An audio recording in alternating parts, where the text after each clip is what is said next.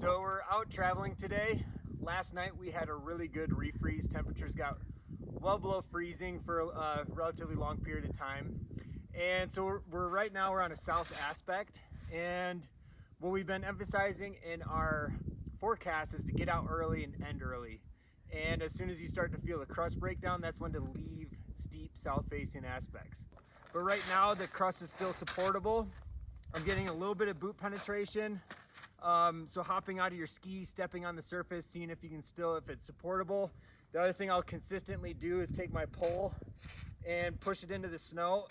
And if it's relatively hard to get it through the surface, and your skis aren't penetrating through, then you have a good window of stable conditions where you can step out into steeper terrain.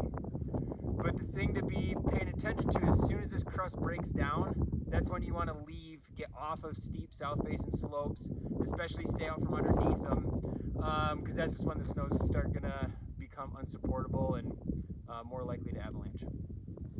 The next thing we did was went to check out a nearby glide avalanche. Glide cracks were showing up early this year and everywhere in the forecast area.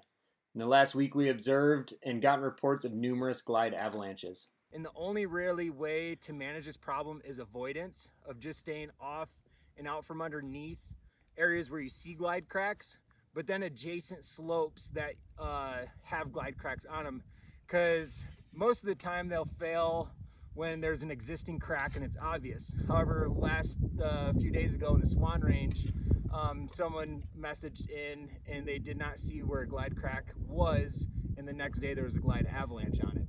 The main takeaways: glide avalanches are notoriously hard to predict, very destructive. The best way to manage the problem is avoiding slopes that harbor glide cracks.